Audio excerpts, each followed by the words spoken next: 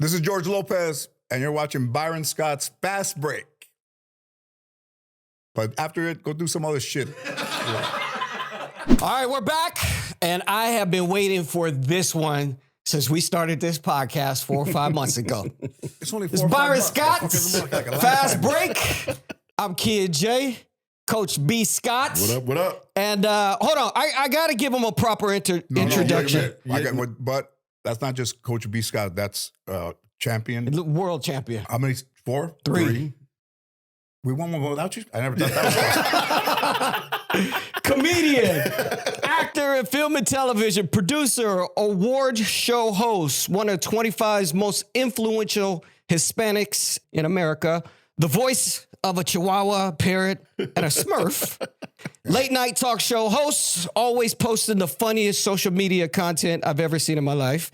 Avid golfer, father, and just an all-around amazing guy, Mr. George Lopez. I would put, thank you very much. Yeah, I would keep golfer ahead of father. I thought you fucked my intro up, but no, you got it right. So George, everybody in America, every Latino wants to know what the hell's going on with the hair. Oh, they do? Yeah.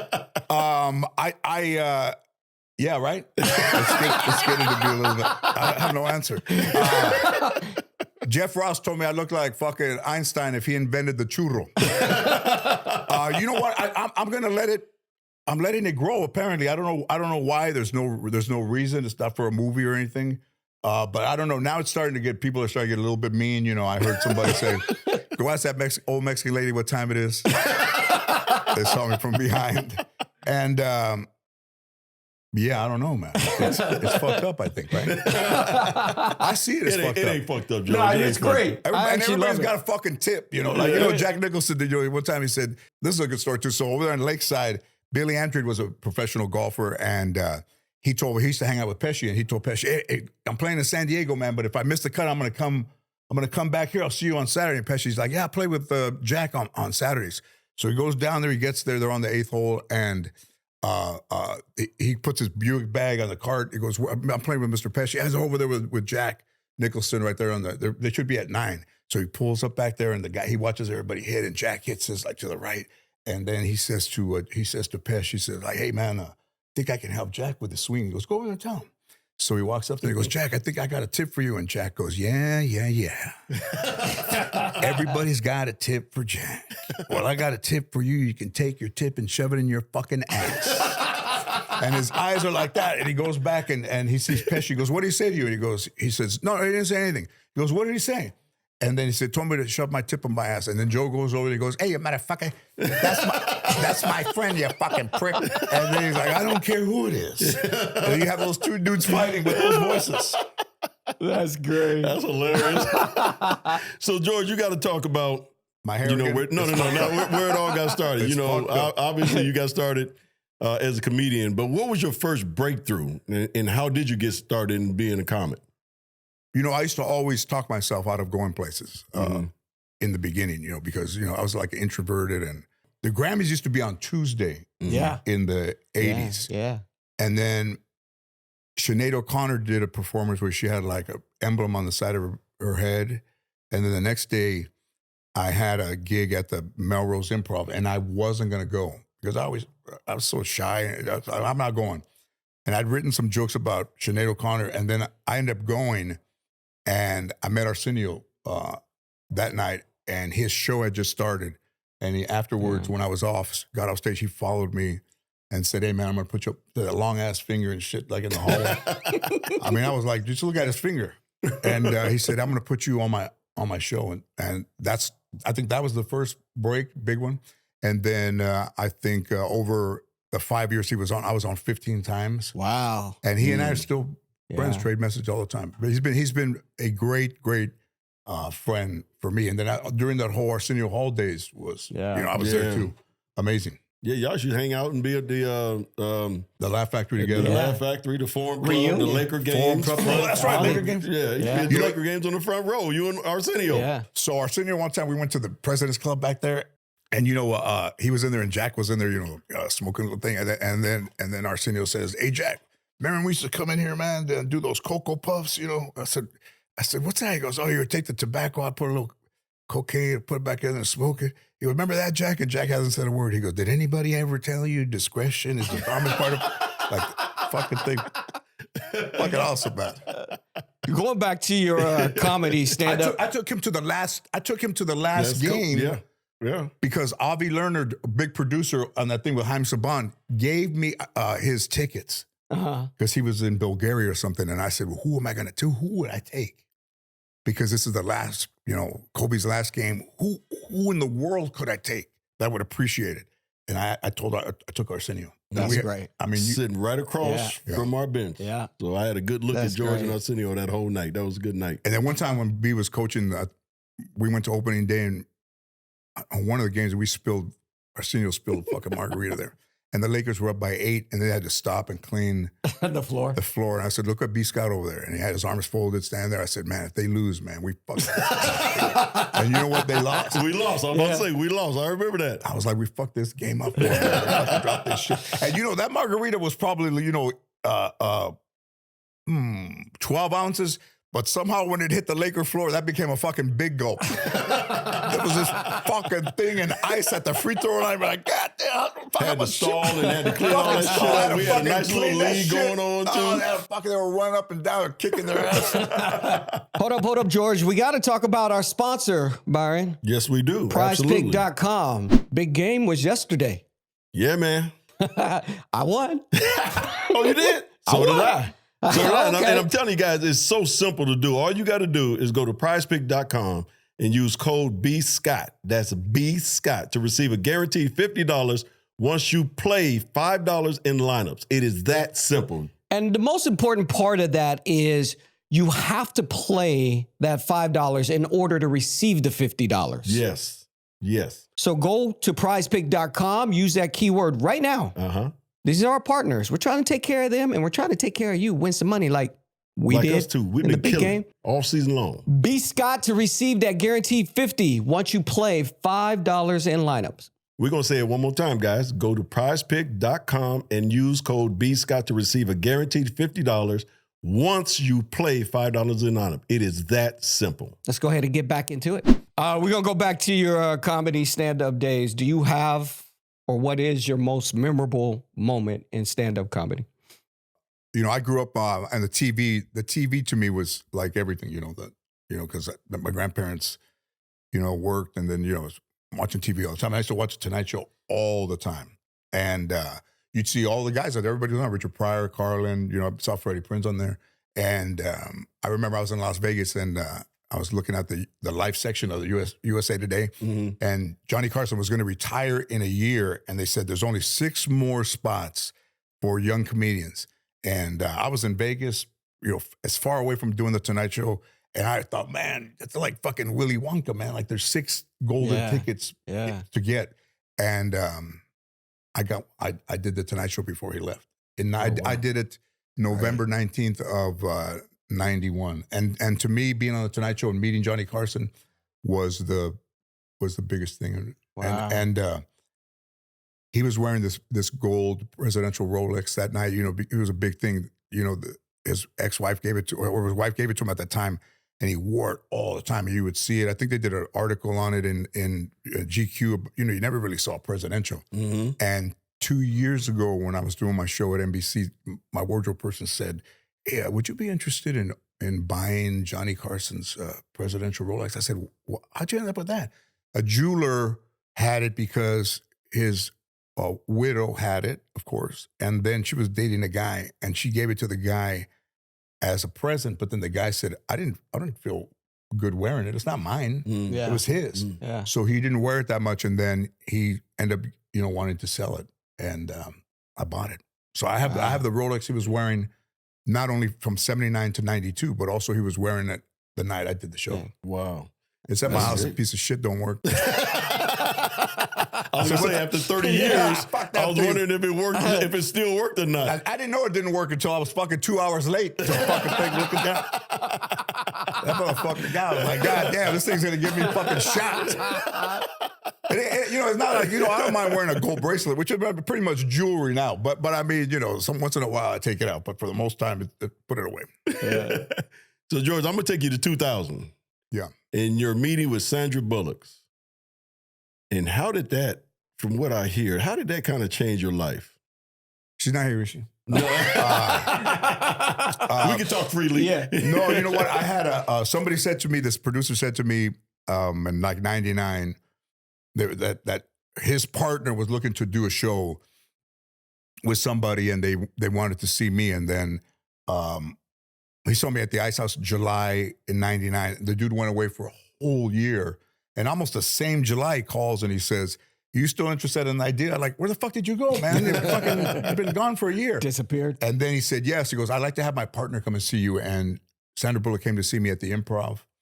And then after I was done, she said, "You know, I had a whole other idea for the show, but I think I kind of want to do what's in your act. Like your act is like a train wreck. Like you're like, you can't believe it happened, but yet you still want to see it." And then I went to go, I was hitting balls at Witsit. And I wasn't going to go. Again, I wasn't going to go.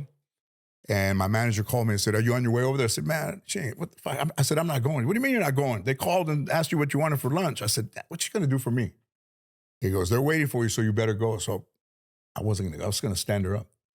And I ended up going. We sat there for like maybe 2 or 3 hours, and she was laughing. Somebody was taking notes.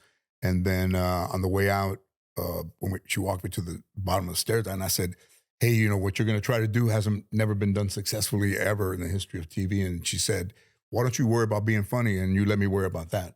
And fucking A, man, like. Wow. And then, you know, I would go to Freddie Prinze's grave, you know.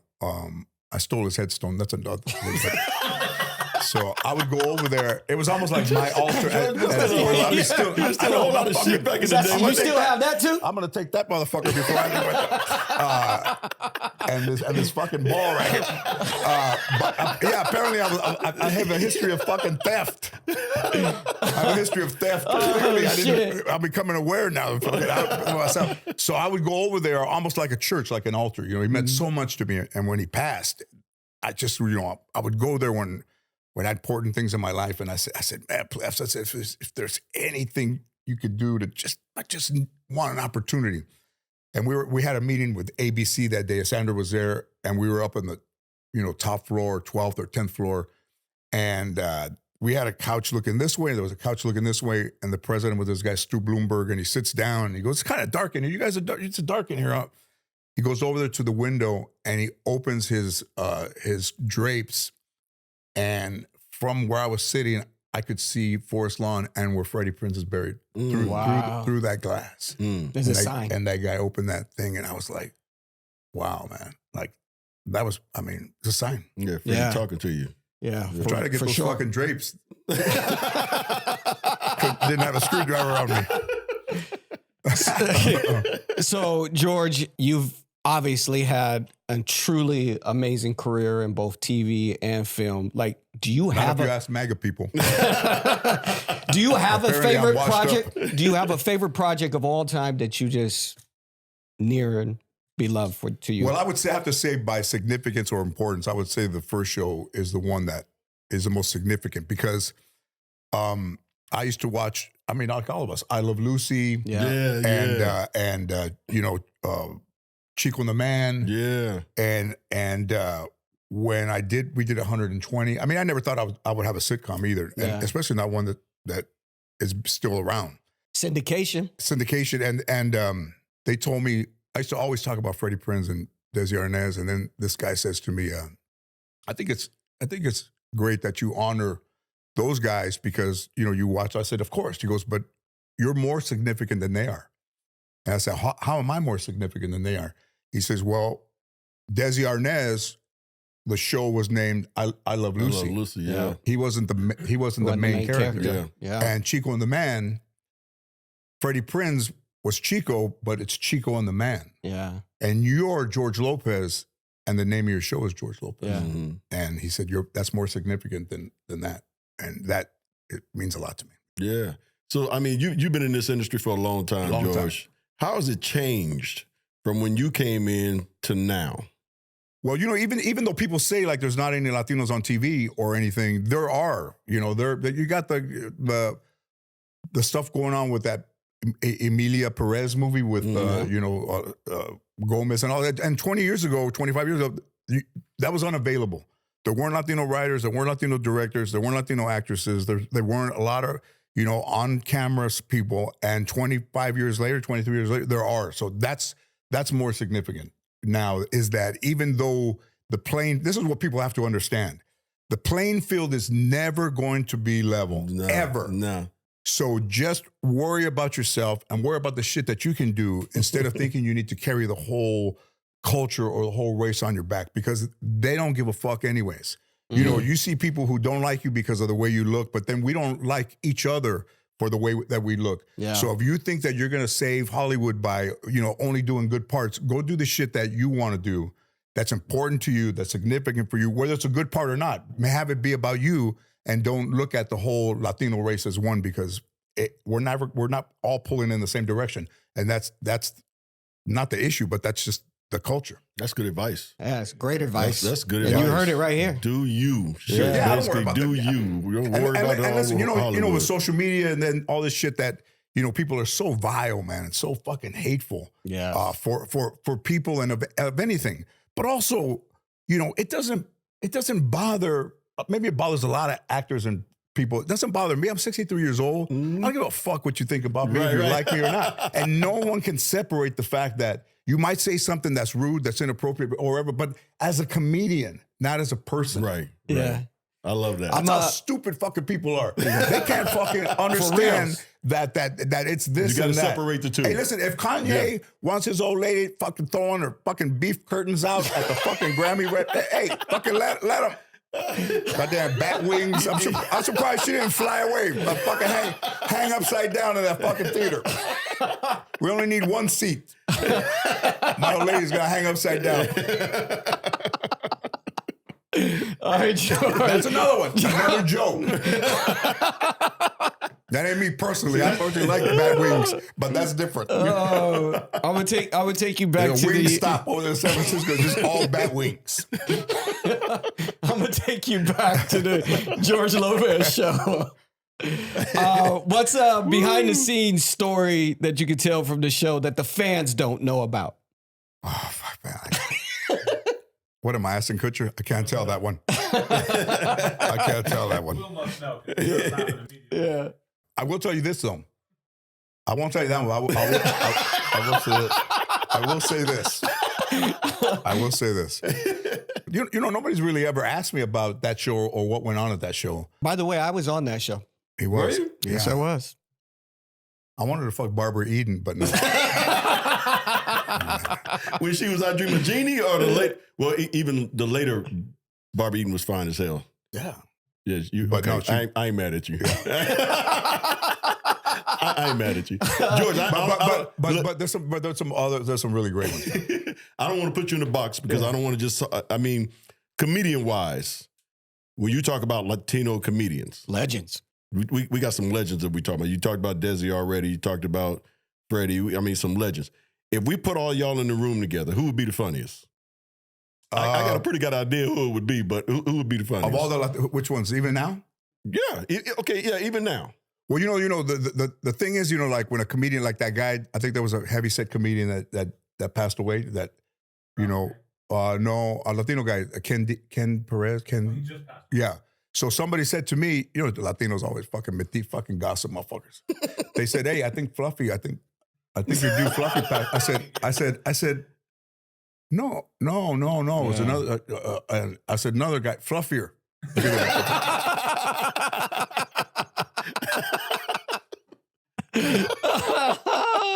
Fluffy, but fluffier. Fluffier than that guy. No, I think Gabe and I, we get along with.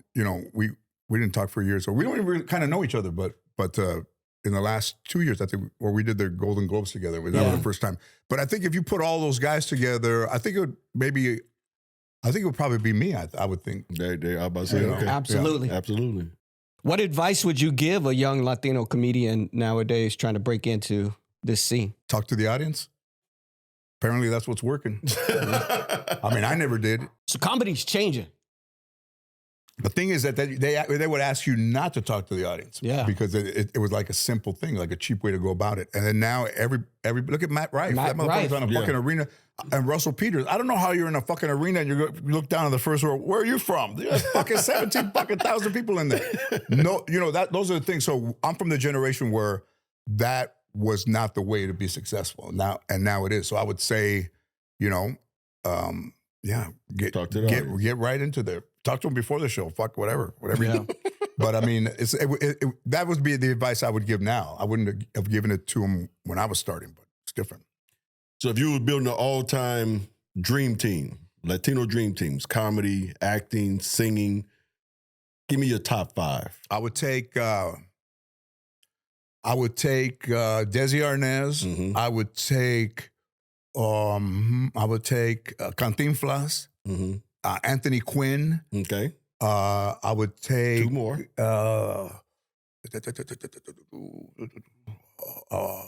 Cesar Romero. Okay. And that's a good one. if we're talking about dead people, I would take Eric Estrada. You would take who? Who was the last one? Oh, wait. Eric Estrada. He said Eric Estrada. I'll take Eric Estrada. He's dead, isn't he? He's dead to you. Yeah. His fucking veneers will still be chewing after he dies. Those motherfuckers are so big. Can you talk about why you hate Eric I Estrada don't hate so anybody. much? But I would kill him and then go have lunch at Batello's. When I was 17, when I was 17, they were doing chips in my neighborhood, and I went over there and put my hand out and and he didn't shake it and walk by. And I told my friend Arnold, I said, if I ever make it, that dude's going to be my target. And he knows. He knows.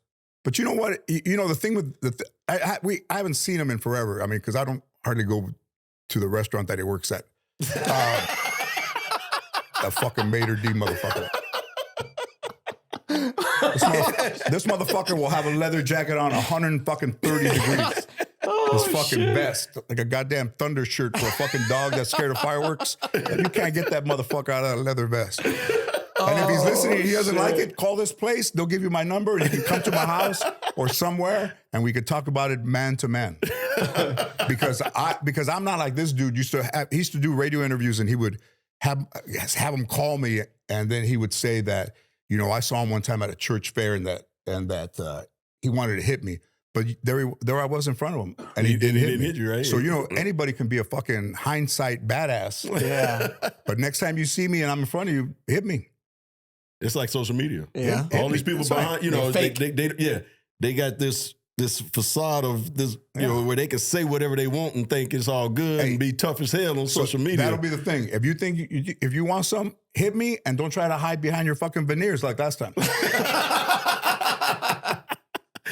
All right, George. You've been in the industry business for decades. I'm still quick too. You still quick. Fucking fast. Still got it. Yeah, you still got that baby. shit. Okay, so you've been in the industry for decades. Yes. What's crazier? And you've been to a whole lot of NBA games. You know what's crazier? There don't ain't nobody crazier than a fucking Disney adult. A motherfucker that's still living in the goddamn Magic Kingdom. Those motherfuckers. Hey, if you want to stop immigration and get some fucking Disney adults and tell them that they're going to close down all the Disney properties because they're taking all the people back to their countries. Those motherfuckers, hey, they'll fucking do a Main Street parade and fucking kick everybody's ass.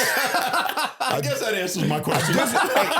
I wanted to compare it to the NBA, which is crazier, but I guess that answers my There ain't question. nobody crazier than a motherfucking than somebody who gets a Disney pass all year and goes every motherfucking day and cries when fucking Mickey Mouse comes out of that fucking castle at the end. I mean, they're out of their fucking minds, then. Right? No, you're right, because I got a Disney pass because I got grandkids, but we go once a month. It tops. Oh, Yeah. All right, fuck you, George. Do you cry when Mickey comes out at the I end? don't cry. None of that shit, man. In fact, I'm just sitting there going, man, y'all gonna get on the ride so Papa can go back home when this shit's over. One time I went to the Main Street Parade with some cholos over there and shit, that their families, and they walk like a crab is all fucking sideways. And when Tinkerbell went across the thing, I looked at this cholo. He was like, "Fuck!" He couldn't see the wire. Apparently, fuck. George, I gotta ask, That's fucking hilarious. what is the craziest or funniest encounter you have had with a fan? Ooh, that's a good one. I would say that when I was doing my first show, when I was going home, a guy came out of the bushes with his daughter and knocked on my window and wanted me to sign some stuff for him. And I was like, man, that's dangerous, man. You damn near got shot, right? Don't trip. Like, yeah. And I said, why would you do that? Well, my daughter's a big. I said, hey, it's like fucking dangerous. But I mean, other than somebody using your identity, somebody said they were me one time and got a limo and ran up a tab and called me, and my manager called me, and I said, I didn't do that. And they said, yeah, you did. You took a thing. I said, no, I didn't. So somebody trying to be, probably Eric Estrada, trying to be me, hang on to some fame and shit. I guess he had a fucking night off for fucking Menchie's fucking yogurt to go over there and. Oh shit! Yeah, so they'll try to be you. So George, if you had a chance, because I know you're a big basketball fan, used to see you at a lot of games, obviously. Yep. If you had a chance to take the place of one of the basketball players that you love, who would it be? If you had one day to be that basketball player, NBA basketball player, who would it be? I would be Dr. J. Ooh, why? Because in that time of the 70s, and the ABA and the froze and the devil goatee like Artis Gilmore had, and the knee braces with the little hole in the middle, and just the doctor. I mean, I was obsessed with Dr. J, and know him personally now. And he's having his 75th birthday party over there. I got invited. I think I have to tell him by the 5th, which I should go. Yeah, you should. So I went to his event, and they said, how big a Dr. J fan are you? I said, you know how big I am? That was the first doctor I ever saw. My mom, they never took me to the motherfucking doctor. Dr. J was the first. I had to tell him that when I saw Dr. J, I said, does this look infected? He's like, I'm really not a doctor. But hey George, that's how much just the idea that I would know Dr. J. Oh man. And I mean, there's some great Lakers, of course, great basketball players, but just in that time of my life in the 70s, that the ABA and then the Sixers, like that was a big deal, And then Magic in 79 and stuff was a big deal. Doc, and I know Doc. Is Dr. J one of the coolest motherfuckers to this day? I mean, when you walk in a room with Dr. J and he walk over to you or he's just walking around, he is still one of the coolest cats you'll ever see. Amazing. Love amazing. the Doc. Amazing. And then, he had these loafers on. I'm like, Doc, what you got there, man? Some loafers, got little golf clubs on there. And his old lady says, Tom, take the loafer off and look at his feet. And he takes his shoe off. Feet look like this. You ever see a lady with flip-flops and the big toes covering the next two? I'm like, I see you motherfuckers didn't have any insoles back then or what? God damn, man. It's like, they fucking like veal. Tie those fucking hose up. Like that, the way, I don't think the shoes are built, of course, with a padding and some. Right. Tell, yeah. But I mean, Converse had no padding. He did that in those like flat Converse and tight ass shorts like you guys would wear. I went to a Laker game and it was tight short night. Like they had a throwback. Tight short night was every night. What you talking about? We had all of us. But with Kobe and those guys, I remember that game. That's right. I remember that. Hey, and at halftime, the motherfuckers came out with nuts swinging. At the second half, they were like, "Fuck that, we're taking these shits off." Yep. They couldn't. I remember Kobe walking back into the locker room and saying, "Fuck this shit! We're taking all of this off." It's supposed to be throwback night, but throwback half. And they came out of those nuts, man. We're like, who started that? Iverson? What, the long? No, MJ. Yeah, MJ. MJ started because MJ, he wanted to wear his North Carolina shorts under him, and they were too long. They were sticking out. So they increased, the Chicago Bulls shorts longer just so it could cover that North Carolina blue. Yeah. So check this out. So I know the Jordans, and I'd never met Michael Jordan, and he has a golf course over there, Grove 23. Yeah, yeah. So we get invited to go play over there from Jeffrey, and this guy Jay. And I've never met him, so I don't know if he's going to be there. So you go there, and there's this car that's about this high off the ground, and it's like all black and long. There's you just hear it. You go, man, you think he's here? You go in the locker room, and he's there. He puts things on. We talk to him. Never met him before. Cool. It's a big voice. I don't even think anybody realizes the voice, the depth of that voice. So this guy Brian and I, we're on the road with me. And afterwards, we were in there. And there's probably like 20 guys, and MJ's right there. We're drinking, laughing. He gets up and he goes, "Hey, George, you come back anytime, man. My place is your place." And then he looks at Brian. He looks at his shoes. Motherfucker's wearing Pumas. And Michael Jordan goes, "We sell Nikes in the pro shop." He goes, I know those shits are hurting your feet. Let me see that. I know those shits are hurting your feet. We got Jordans in the pro shop. And those dudes were fucking because I said, it wasn't a representative of the Jordan brand. It wasn't Phil Knight. It was the motherfucking Jumpman himself. Looked at his shoes and goes, and all casual on the way out. We sell Nikes in the pro shop, and busted his ass out. That's funny. And we haven't been invited back. I'm going to put you in a scenario. 1-on-1 with Charles Barkley. First to 5. Who's winning? Oh, he kicked my ass. You know that? We talking about Charles Barkley now. Yeah, Charles Barkley today. Not back in the day. Oh, no, he still kicked my ass. I wasn't a good basketball player. No. I mean, I love basketball. Hey, one time in the front row, the ball came to me, and I tried to shoot it. That fucking ball's heavy as fuck. Right? That motherfucker ain't that ain't no shit you just. I thought I was just going to be like, hey. I fucking Fred. That motherfucker went down there. I mean, it's when they throw passes. I mean, I don't think the regular NBA fan understands how heavy those balls are, and how hard it is to shoot that hard it is to shoot that fucking ball. Yeah. And you looking at Steph Curry shooting from damn near the logo, and like it ain't shit. I mean, yeah, that motherfucker felt like a medicine ball to me. That's how old I am. I'm like, hey, what they got a medicine ball? So, George, we're going to go back to basketball because, again, I know how you love basketball just like Kid Jay and I do. Yep. Your top 5 NBA basketball players ever.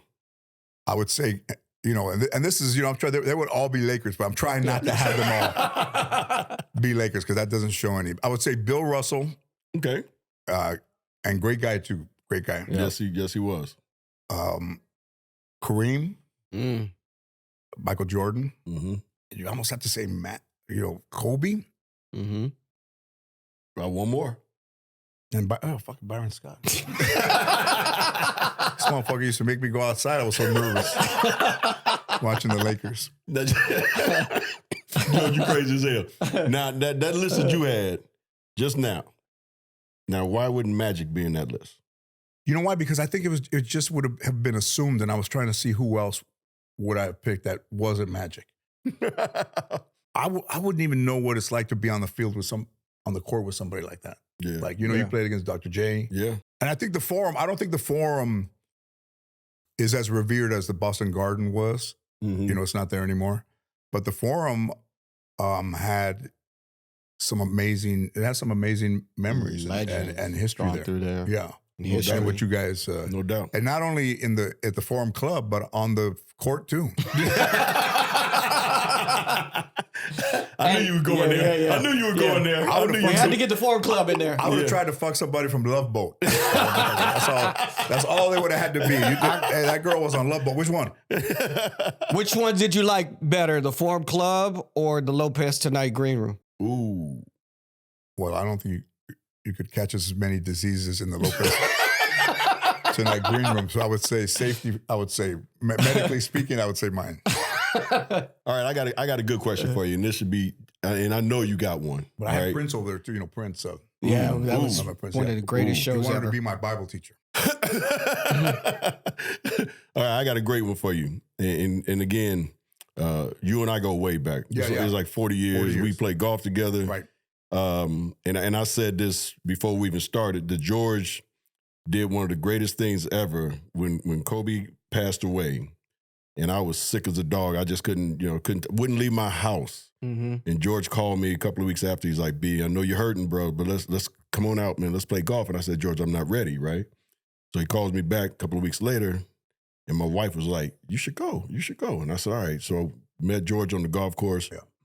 We played golf, I guess, but we really talked about KB and all the great things he did and what he meant to us. So I know you have a pretty good Kobe Bryant story to tell. At the All-Star game, I think it might have been 9 or 10 in LA. At halftime, Vanessa came over to me and said, I don't think he's going to play that much in the second half. I said, what? He goes, yeah, no, he doesn't really kind of like the idea of playing, that kind of game in LA because it's his home place. He doesn't want to, be that person that play, you're playing in your home thing. Mm-hmm, mm-hmm. And I said, and he doesn't want to play that much. I said, he's not going to go for like the MVP trophy. And it's like, no, I don't think he wants to. I don't think he wants to do it because it's here. He thinks it's like, I'm here. It's me. And he goes, go talk to him. And I walked all the way across over. He was shooting things. He had the black with the gold thing. And I said, hey, go. Came over. I said, Vanessa said you're not going to play that much at second. So no, I said, hey, listen, motherfucker, don't let anybody leave this arena with that MVP trophy unless it says fucking Kobe Bryant on it. He goes, okay, word. And then he did it. He went out and then he got the trophy. But then toward the end of the game, there was a loose ball down by me, and I got up to go and get it, and he was right there. And there's a picture of us with our hands just barely touching, like bent over each other. And that was a nice thing. That's a great story. Really, and the That's ball's amazing. in the air, and we're like that, So I first met George at Kobe Bryant's house. Oh, is that right? Yeah. First time ever. I was actually DJing one of the girls' birthday party, and George walked up to me and says, hey, you're doing pretty good, and walked the fuck away. For a Mexican, that's a contemplating comment. You're doing pretty good. Yeah. You fucking start crying. But the funny part about it was the following week, I see George at a Laker game on the floor. And he's sitting next to a guy that I know, Nino. Oh, yeah. Yeah. And so I'm walking up expecting to greet Nino, and George stands up, shakes my hand, and says, you're the DJ. And I remembered that moment. And I said, yeah. And I guess you and Nino talked. I gave him my number. The next freaking day, the producer of the George Lopez show called me and said, George wrote in a DJ for the show, and that's how I became on the show. So thank you. Oh, my God. Thank you very much. Oh, my God. I had to make up for getting that little deaf dude fired. Remember the dude? Remember the deaf dude? That motherfucker would not leave me alone. Well, I guess you made up for it, George. I guess you made up for it. That dude, I had to make up for that one. Oh, that's a good I think I might have had a hand in his Demise. His removal of Staples Center. Oh, my God. That's crazy. So, George, And then at middle of the night, my God. somebody would call me out here. That motherfucker calling me in the middle of the night. You ain't right. Oh, my God. You ain't right. Just funny. So That's George, the shit that makes me laugh. This fucking happy with no care for anybody. All right, so I got a serious question for you now. I got a serious question. Oh, And I know this is going to happen. When they do a George Lopez statue, where would you like that to be placed? In front of Eric Estrada's house.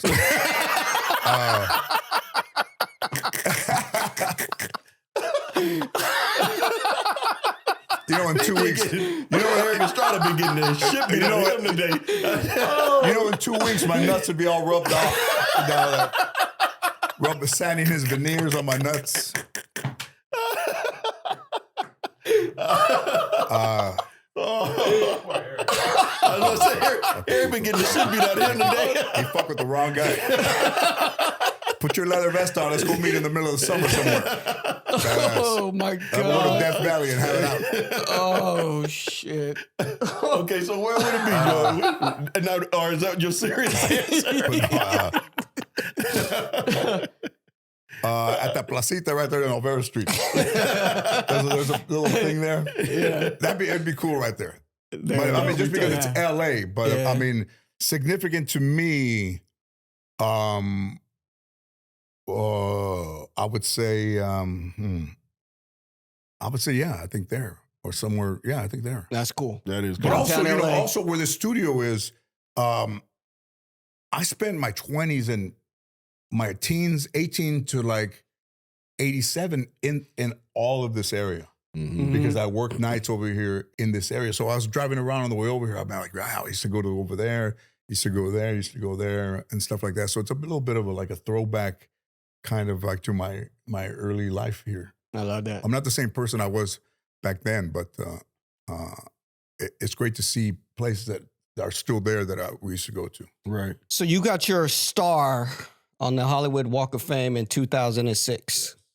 How many times have you been back to see that star? My therapist told me one time, to remember, because I think of growing up hard sometimes. You don't let the achievements go in because they don't know how. Like you put up a wall so long, and those things tend to come and go. But I mean, that's if there's one thing that I really wanted to do was that. So sometimes I go over there and stand on it and take pictures with my shoes right there. But I did my new special that's coming out the 18th of February at the Dolby, which is like maybe 100 feet from 50 feet from the Star. But the Star was significant to me because from a 15-year-old, we would drive over there in the summer.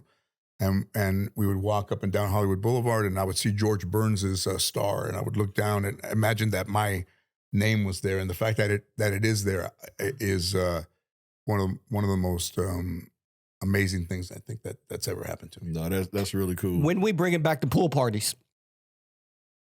Man, the who weed in my pool? Who weed in my pool? August. How are those parties? Oh my God, it's the best parties on planet Earth.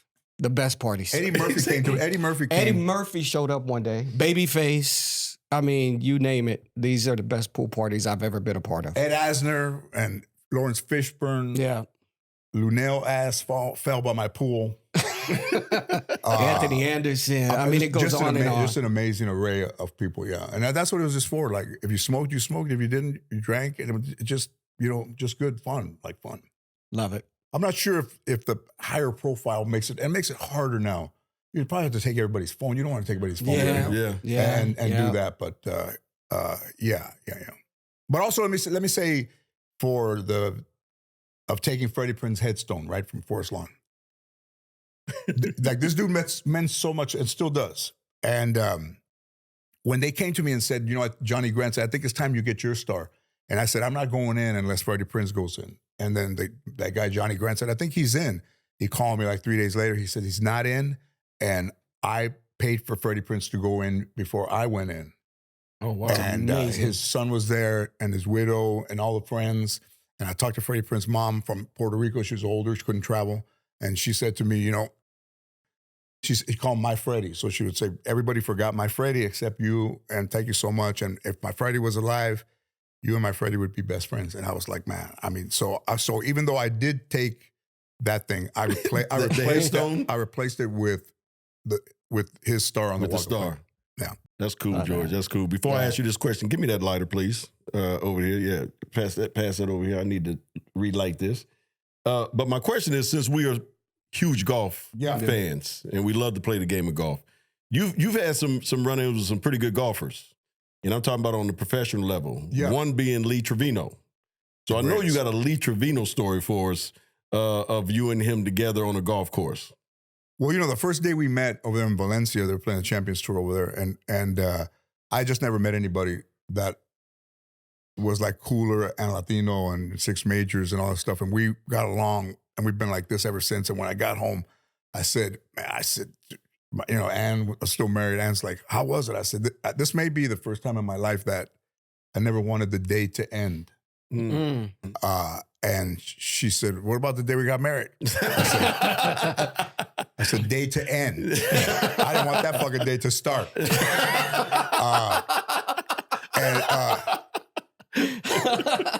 But at the Masters, he always had a little bit of beef at the Masters, because he said something that he thought was in private, and a reporter was behind him, and the reporter heard him say it and put it in the paper. Mm. And so from that time, he felt a little awkward, a little maybe they weren't as welcoming.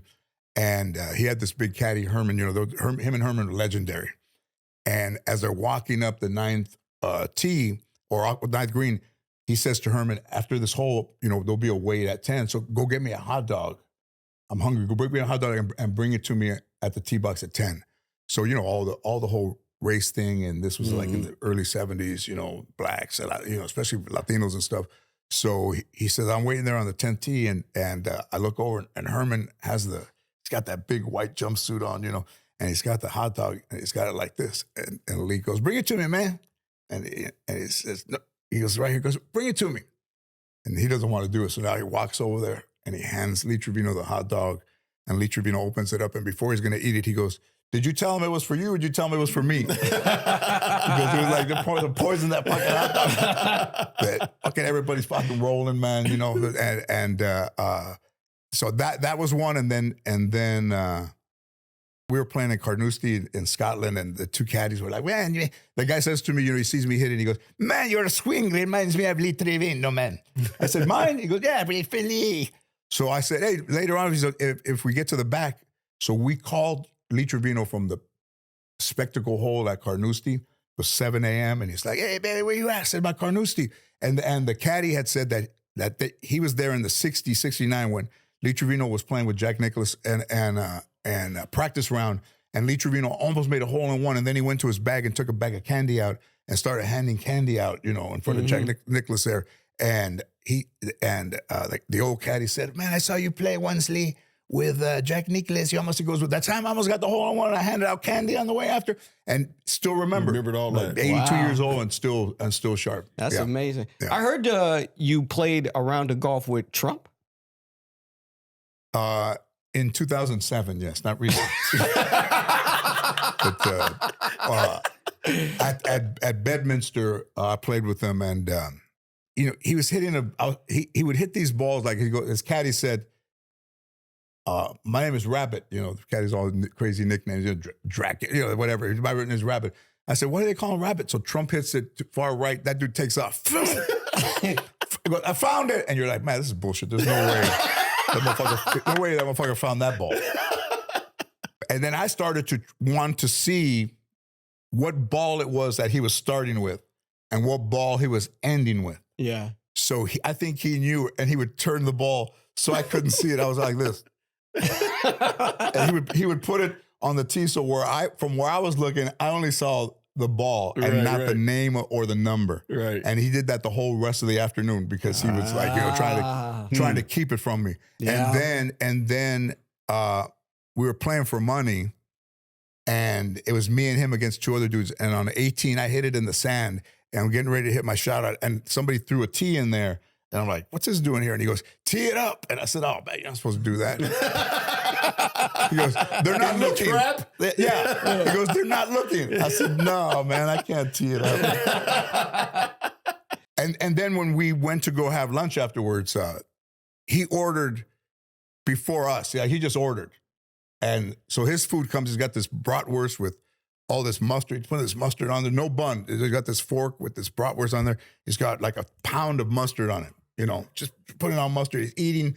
We haven't even looked at the menu. I mean, this dude has he doesn't have no regard for your guests, you know. And from the kitchen door opens, and these Latinos come out. I see these eyes, you know, in Scooby-Doo, you would see the eyes in the dark. Yeah. And these dudes come out, and they got like a surfboard with pico de gallo, jalapenos, carne asada, fajita, chicken, tortillas, beans, rice, all that stuff on the thing, right? And Trump goes, that's not on the menu.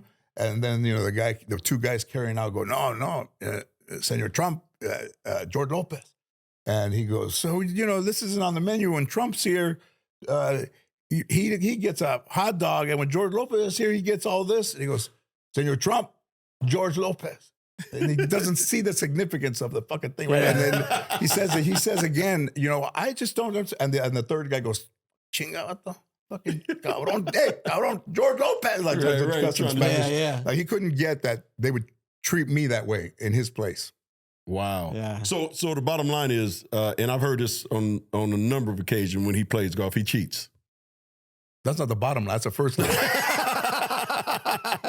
I just wanted to make sure I got that out, because that's what I've heard a lot, George, is that and he's a 4 handicap is what I heard, but they say, he cheats when he plays golf. Yeah. I just want to make sure I got that right. I mean, he hits the ball. I mean, he can hit the ball pretty good. Yeah. That was 20. I don't know now, but it's pretty good. He hit it pretty good that day. Hey, George, we'll get you out of here on this. What does it mean to you to do a show with your daughter, Mayan Lopez versus Lopez?